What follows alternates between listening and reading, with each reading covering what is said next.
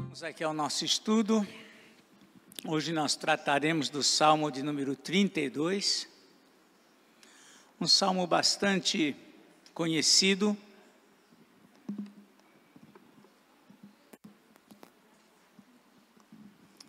Salmo 32, Salmo de Davi. Diz aqui no título original, Salmo didático. É um salmo que tinha como objetivo ensinar. E nesse salmo, como em alguns outros, nós vemos aqui a experiência de Davi, em alguma situação vivida por ele. Nesse daqui particularmente é um momento difícil. Este salmo é conhecido como um dos salmos penitenciais. Na Bíblia nós temos alguns que são tidos assim pelos estudiosos. Salmo 6, 31, o 32, o 38, o 51, 102, 130 e 143. Então são alguns salmos conhecidos como penitenciais. Salmo em que Davi se derrama com respeito ao pecado, com respeito às suas falhas. Por isso é chamado penitenciais. E aqui nesse salmo particularmente, ele é um salmo de confissão, né? Ele confessa o seu pecado e ele roga pelo perdão divino. Então é um salmo assim muito conhecido, muito apropriado, porque diz respeito a todos nós. Se tem uma coisa que nós vivemos, que está sempre presente na nossa vida, é sem dúvida o pecado. Então nós vamos começar lendo aqui alguns versículos. Salmo 32, então, a partir do verso 1 aqui, Davi escreve o seguinte: Bem-aventurado aquele cuja iniquidade é perdoada, cujo pecado é coberto.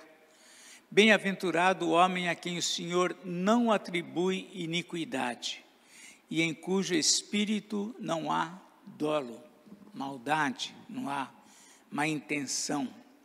Este salmo está particularmente ligado ao salmo de número 51, porque nesses dois salmos Davi está tratando particularmente uma situação que ele viveu com respeito ao adultério. Isso foi algo que marcou a sua vida, foi algo que deixou marcas profundas, não somente na mente dele, na consciência dele, mas também em todo o governo, na sua família. Então foi algo extremamente marcante com respeito a ele. Um pecado duplo que envolveu tanto Batseba como também o seu marido Urias. As experiências vividas e relatadas por Davi são, na verdade, comuns a todo homem. O primeiro aspecto que nós vemos aqui, ele trata aqui da bem-aventurança, a bem-aventurança da paz com Deus, né? Nós vemos aqui no início Davi dizendo: bem-aventurado aquele cuja iniquidade é perdoada, cujo pecado é coberto. Então, uma das bem-aventuranças que Davi encontra na sua vida foi a bem-aventurança que ele, na verdade, ele sentiu exatamente porque ele viveu o contrário. Por que ele está dizendo bem-aventurado aquele cuja iniquidade é perdoada? Porque ele viveu o contexto de estar sem sentir o perdão, sem desfrutar do perdão. E quando ele sente depois o perdão, então ele de fato ele reconhece: bem-aventurado aquele cuja iniquidade é perdoada, aquele que está vivendo em paz com Deus. E o que levou ele a viver essa realidade foi experimentar exatamente a separação do homem e Deus causada pelo pecado. Ele experimentou isso. Não é uma coisa que aqui o profeta Isaías, no capítulo 59, verso 1 e 2, ele trata aqui com o povo, diz exatamente a respeito desse assunto. Diz aqui Isaías 59, 1 e 2: Eis que a mão do Senhor não está encolhida para não salvar, nem surdo o seu ouvido para não ouvir, mas as vossas iniquidades fazem separação entre vós e o vosso Deus, e os vossos pecados encobrem o seu rosto de vós, para que vos não ouça. As iniquidades fazem separação entre o homem e Deus. E Davi experimentou essa realidade. Provavelmente ele experimentou isso muitas vezes na vida dele. Mas neste salmo, particularmente, foi um fato muito marcante. E por conta disso, ele experimentou esse distanciamento de Deus. Esse distanciamento, por um lado, é algo natural para o homem. Por quê? Por conta da queda, o homem nasce separado de Deus. Ele nasce rompido com Deus. E, lógico, aí a partir no decorrer da vida dele, ele tem a oportunidade de conhecer o Senhor e restaurar essa comunhão com Deus, e então poder desfrutar também da bem-aventurança. Mas essa realidade da tristeza do pecado, dessa separação, Davi viveu. Davi experimentou isso. E, na verdade, o pecado dele não foi estritamente contra Batseba e Urias, mas ele pecou, na verdade, contra Deus. No Salmo 50, ele diz: pequei contra ti somente. Ele reconhece que o pecado dele foi contra Deus. O nosso pecado não é como a gente imagina, contra essa pessoa ou contra aquela pessoa. O nosso pecado é sempre contra Deus. A partir do momento que eu errei, que eu pequei, esse meu pecado é contra Deus. E vemos um exemplo muito claro disso aqui em Gênesis 39, versos 8 e 10. Gênesis 39, versículo 8 e 10. Aquela situação vivida por José. Gênesis 39, versículos 8 a 10, quando José se recusa a aceitar o convite da mulher de Potifar. Diz aqui 39, Gênesis 8 a 10. Ele, porém, José, recusou e disse à mulher do seu senhor, tem-me por mordomo o meu senhor, e não sabe do que há em casa, pois tudo o que tem me passou ele às minhas mãos. Ele não é maior do que eu. Obrigado, Alex. Ele não é maior do que eu, diz ele aqui, eu nesta casa, e nenhuma coisa me vedou, senão a ti, porque és sua mulher. Como, pois, cometeria eu tamanha maldade e pecaria contra Deus? Essa é a realidade que José tinha consciência, e nem sempre nós temos consciência. Nós achamos que estamos revidando, que estamos tratando apenas com homens. Meu problema é com fulano. Não. Se você tem um problema com fulano, você tem que resolver isso. Porque o nosso problema, em última análise, é contra Deus. E José entendia isso, que o pecado dele era contra Deus. E Davi também viveu essa realidade. No Salmo 51, ele, como eu disse, ele fala claramente, eu pequei contra ti somente. Então ele entendeu que esse era o problema dele. E nesse salmo é um salmo de confissão, onde ele reconhece isso. No caso, a bem-aventurança desse relacionamento, segundo destaca o salmista, passa pelo tratamento do pecado. Quando ele diz aqui, bem-aventurado aquele cuja iniquidade é perdoada, ou seja, aquele que tratou o seu pecado, aquele que resolveu a sua situação. Então, ele trata aqui como bem-aventurado, esse tratamento que pode trazer paz ao coração do homem, que ele tem a sua iniquidade perdoada, cujo pecado é coberto. Bem-aventurado o homem a quem o Senhor não atribui iniquidade. Ou seja, a partir do momento que eu confesso o meu pecado e eu trato a minha situação, eu fico nessa condição, como ele está dizendo, o homem a quem o Senhor não atribui iniquidade. Por quê? Foi tratado. Não é porque ele não peca, não é porque ele não erra, mas porque o seu erro foi tratado. Em diversos momentos nós vemos lá João falando sobre a confissão, e após a confissão nós temos os nossos pecados perdoados, já nada mais pesa contra nós. Mas Davi viveu momentos em que isso não tinha sido resolvido. Ele não tinha tratado isso, ele pecou, e isso pesou sobre ele durante um período que nós não temos assim, um tempo claro, a Bíblia não trata exatamente, mas ele passou um período sem tratar como devia esse pecado. E isso trouxe sérias dificuldades para ele.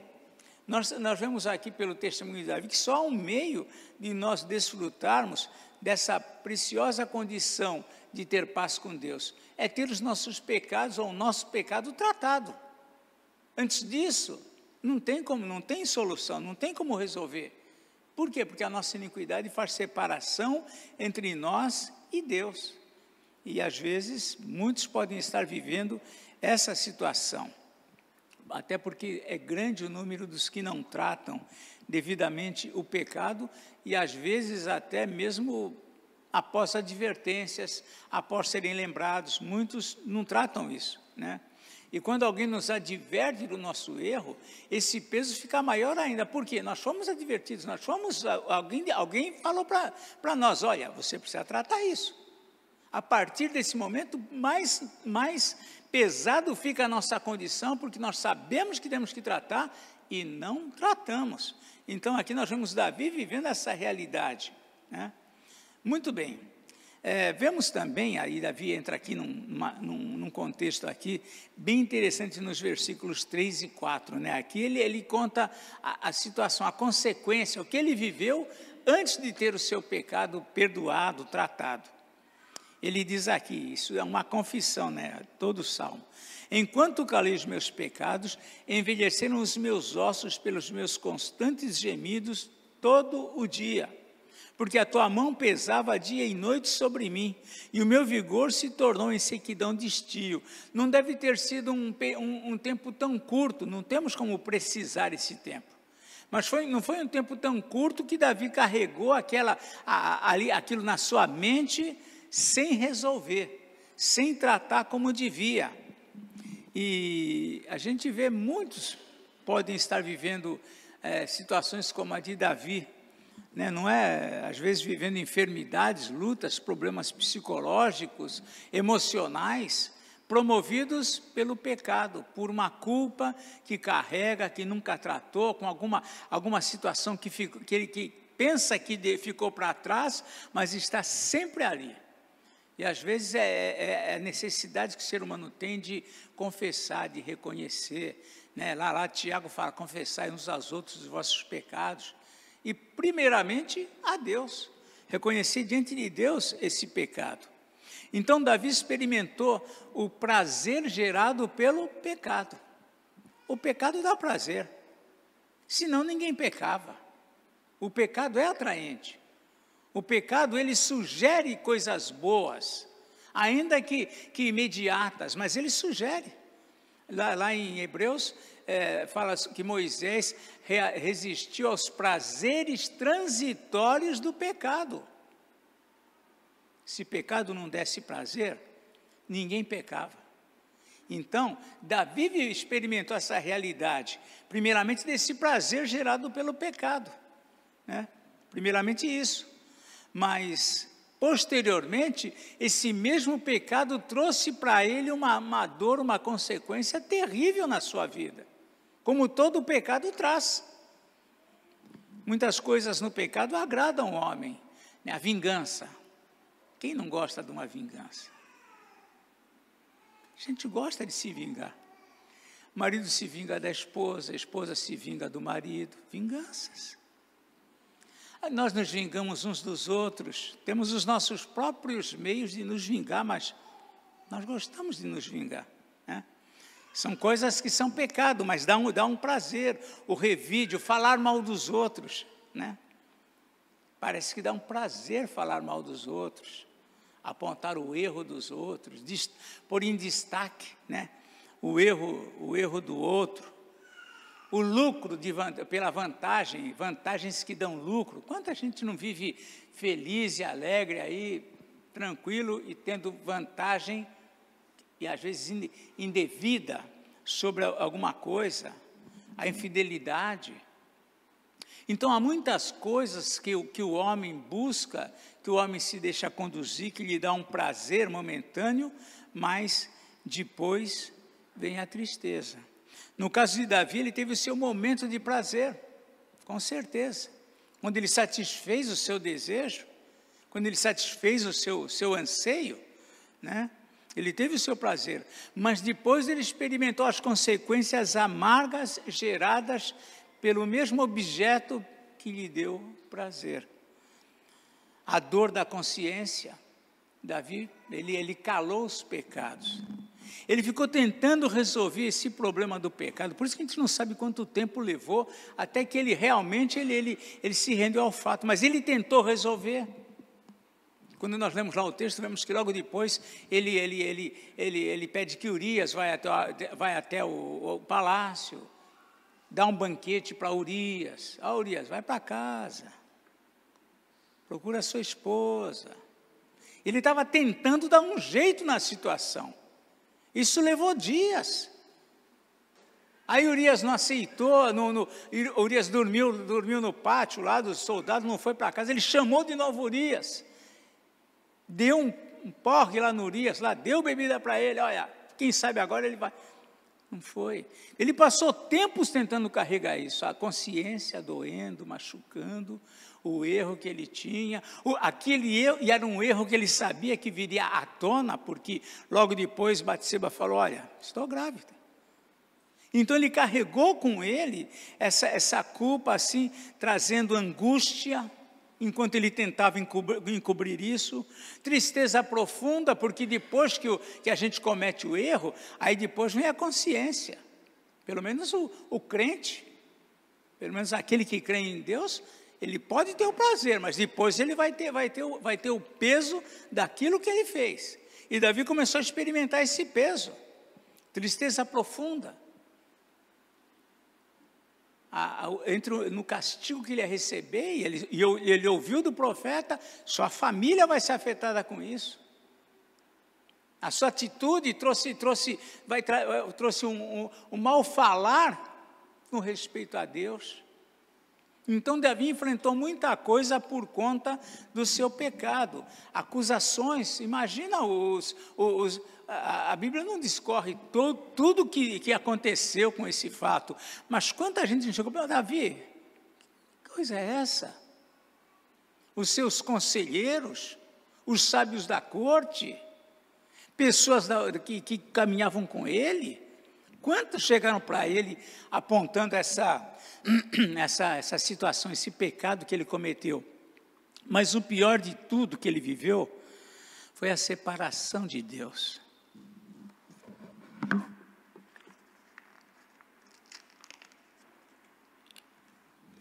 A separação de Deus, de Deus na comunhão com Deus, foi o que ele mais sentiu.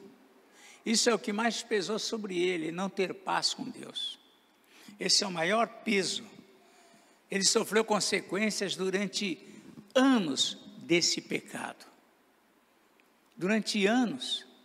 Lá na frente, anos depois, quando Absalão se levanta contra ele, e depois toma as mulheres dele lá, as concubinas dele lá, e se expõe lá, isso era fruto do pecado que ele cometeu lá atrás. Consequências. Mas a maior consequência que ele viveu foi essa separação de Deus. Por isso que eles bem-aventurado aquele cujo pecado é perdoado. Veja só, ele sabia que as consequências ele ainda ia sofrer, mas ele também sabia uma coisa: mas o Senhor me perdoou o pecado. O Senhor me limpou desse pecado. E até que ele experimentou esse tratamento eficaz contra o pecado, que é a confissão a Deus, até esse momento ele sofreu duramente, né? Sofreu moralmente, sofreu espiritualmente, sofreu fisicamente. A tua mão pesava dia e noite sobre mim. É isso que ele sentia naquela tristeza. O seu vigor se tornou em sequidão de estio, uma pessoa magra, sem vida. Imagina, ele que era um homem de Deus, mas aí ele experimentou a mudança a partir do momento que ele confessou o seu pecado. No versículo 5 ele diz assim: confessei-te meu pecado e a minha iniquidade não mais ocultei. Ele tentou ocultar aquilo de Deus. Às vezes a gente não percebe a ciência de Deus de todas as coisas, né? E a gente não se entristece devidamente pelo pecado. Então nós vemos aqui Davi, ele experimentando essa bem-aventurança do perdão. Mas o que chama a atenção aqui, que se destaca também, é na prontidão de Deus em perdoar. Não somente Davi, mas em nos perdoar quando a gente de fato confessa o erro da gente com sinceridade. As palavras indicam essa prontidão de Deus. Ele diz assim, lá aqui no versículo 5, confessei-te o meu pecado e a minha iniquidade não mais ocultei. Disse, aí ele decidiu consigo mesmo, confessarei ao Senhor as minhas transgressões, e tu perdoaste. Eu confessei, e o Senhor perdoou a iniquidade do meu pecado. Então, Deus é maravilhoso. A misericórdia de Deus, a disposição que Deus tem para perdoar aquele que confessa e reconhece é impressionante. Um texto que me deixa, duas coisas me impressionam quando eu leio. Primeiro, o texto de Manassés, que foi um dos piores, se não o pior dos reis que teve sobre o povo de Deus. Ele fez o inimaginável de pecados e de erros. Mas quando ele se arrependeu, Deus aceitou o perdão dele. A gente fica impressionado, como que pode Deus perdoar Manassés? Tem uma outra situação que é interessante, aquela situação lá de Acabe. Teve um contexto, tudo bem, Acabe depois morreu, como lá uma flecha atirada ao acaso, chegou até ele, mas antes disso teve um contexto em que o profeta chegou lá e desceu lá as palavras contra ele, e diz que Acabe, ele se humilhou. Ele se humilhou e o profeta, ainda aborrecido contra Acabe, o Senhor disse para o profeta, ele diz, você não viu que ele se humilhou perante mim? A gente fala, como que pode Deus aceitar a humilhação de alguém como Acabe? Isso é para nós conhecermos o caráter perdoador, misericordioso de Deus, como Ele se compadece. Então, é algo que nós temos que nos apropriar e buscar, porque continuamente o pecado é a condição que nós estamos vivendo. E precisamos, nesse contexto, buscar a Deus e experimentar essa prontidão dEle em perdoar. Confessei e te disse, confessarei o meu pecado e as minhas transgressões. E tu perdoaste a iniquidade do meu pecado. O Senhor o perdoou, a sua confissão. O mal de não confessar o pecado está ligado assim, ao mal também de não reconhecer o pecado. Nós, às vezes, não reconhecemos o nosso pecado. Bom, então, isso então me isenta da culpa? De jeito nenhum. Principalmente quando alguém nos diz, e geralmente alguém nos diz que nós estamos errados. Né? Geralmente alguém nos diz. Para Davi foi Natã, como para outros, tantos outros profetas, como para nós, tanta gente chega para a gente e fala, olha, você está errado. Isso traz um peso sobre a gente. Então, reconhecer o pecado, reconhecer o erro, é uma coisa que todos nós, como cristãos, não podemos nos furtar de reconhecer. Deus sempre nos fala, Deus sempre nos ensina, nos adverte. E, por vezes, nós é que não consideramos a nossa vida. Né? Nós devíamos nos julgar. Lá Paulo diz lá, se nós nos julgássemos a nós mesmos, não seríamos julgados. Então nós precisamos nos julgar o nosso coração, julgar a nossa justiça. Vejam que os versículos 8 e 9, o Senhor nos alerta sobre isso, né? Davi reconhece que Deus cuidou dele, ele reconhece que todo homem fazendo súplicas ainda vai ser ouvido, ele diz assim, mas nos versos 8 e 9, ele diz assim, o Senhor diz, instruir-te-ei e te ensinarei o caminho que deves seguir, e sob as minhas vistas te darei conselho. Deus nos orienta. Não sejais, contudo, não sejais como o cavalo ou a mula sem entendimento, os quais com freios e cabrestos são dominados, de outra sorte não te obedecem. Às vezes nós somos comparáveis a esse tipo de animal que não se submete, que não reconhece, que não se curva, que não se rende. Não sejais, é o Senhor dizendo, não sejais como o cavalo ou a mula sem entendimento. Às vezes somos nós, que não entendemos, que não consideramos, que não tomamos a sério as advertências que Ele nos faz através de tantos meios que Ele usa. E vale observar que Ele sempre nos adverte, né? Seja por meios exteriores, pessoas, situações, ou por meios interiores, a nossa própria consciência. Será que eu não estou errado? Será que eu não tinha que mudar minha atitude? Será que eu não tinha que agir diferente? Mas há uma resistência. E aí nós acabamos sendo como o cavalo ou a mula, que precisa de um cabresto para obedecer, para se fazer a vontade de Deus. Agora, outra coisa também interessante nessa experiência de Davi, considerar que após o nosso erro, há um tempo apropriado para nos arrepender e buscar a Deus. Isso é um fato interessante.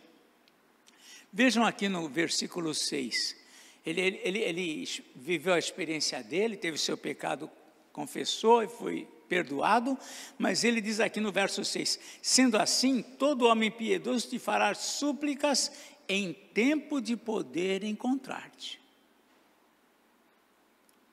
Há um tempo. Ah, mas quanto tempo? O que ele está dizendo aqui, e lá no Salmo 69, versículo 13, também fala, aplica essa mesma ideia, Salmo 69, 13, diz assim aqui no 69, 13, quanto a mim, porém, Senhor, faço a Ti em tempo favorável a minha oração.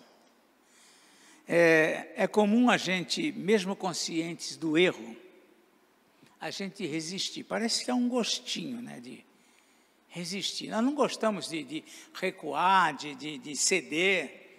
Então, mas nós retardamos como se nós próprios tivéssemos o domínio absoluto de administrar esse tratamento e buscar a Deus no tempo que eu quiser.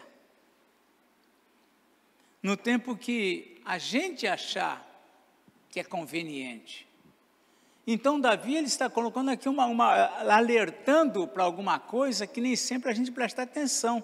Sendo assim, todo homem piedoso, aquele homem que tem temor de Deus, te fará súplicas em tempo de poder encontrar-te. Então, nunca é bom a gente postergar o nosso tratamento com Deus. Nós não temos esse direito, nós não temos, não está sob a nossa administração esse tempo de eu tratar o que eu preciso tratar com o Senhor. Então, Davi, ele alerta aqui sobre isto, né? Em tempo favorável.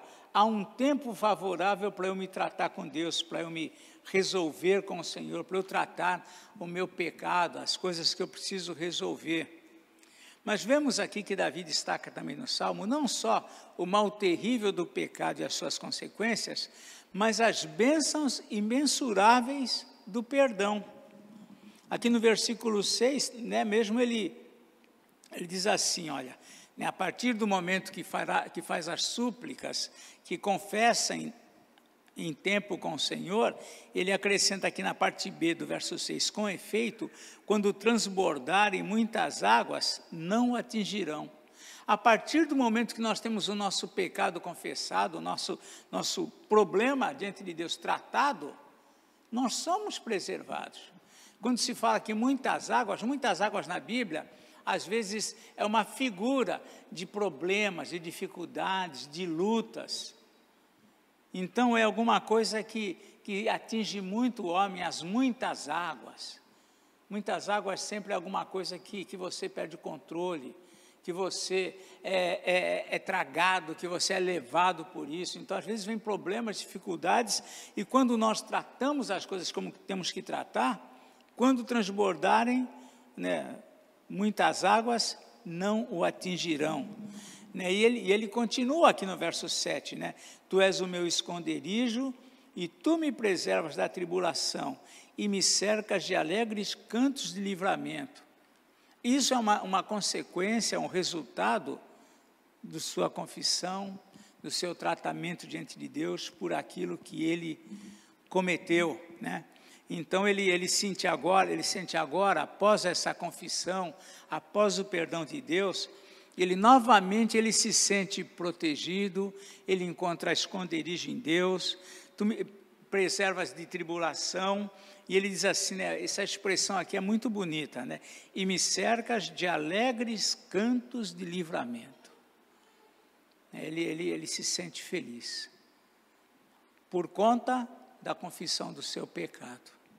Independentemente das consequências que o pecado dele iria trazer, mas ele ter o seu pecado perdoado por Deus, já encheu o coração dele de paz.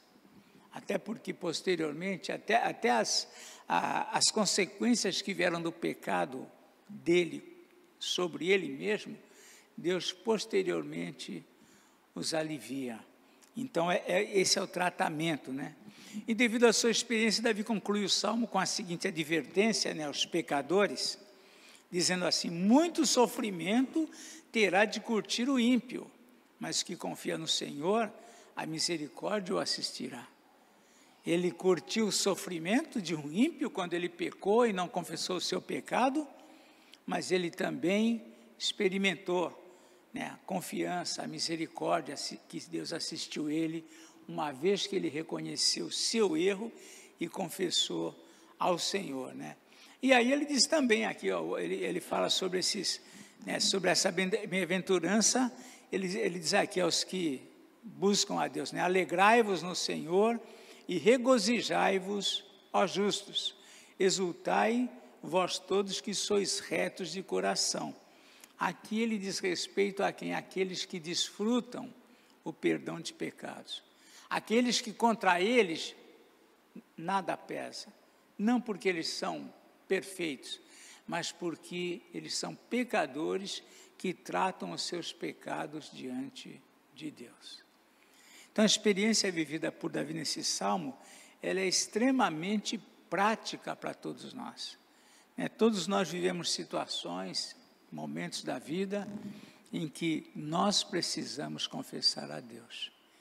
E quando nós não fazemos isso e levamos isso, são situações que muitos carregam para o resto da vida. Pessoas amargas, infelizes, que nunca desfrutam verdadeiramente de paz, não sabem, não conseguem nem entender por que a vida é assim com eles, mas muitas vezes está no quê?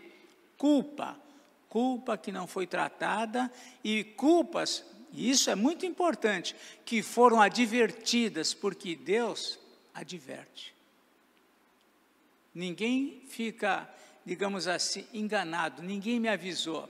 Com Deus não tem isso. Deus sempre adverte. Sempre, de alguma maneira, nós fomos alertados da nossa condição. Nós, por vezes sim, que sofremos a vida, amarguras, tristezas, infelicidade, insatisfação por conta de culpas e pecados que não foram tratados, e Davi, aqui ele fala essa experiência dele, que é para cada um de nós. Por isso que nós precisamos sempre avaliar a nossa vida.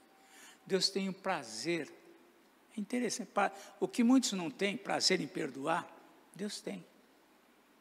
Aquele texto lá de Isaías, quando o povo estava afastado de Deus, esquecido de Deus, e o Senhor fala lá em Isaías 1,18, vinde, arrazoemos, vamos tratar, vocês têm problema?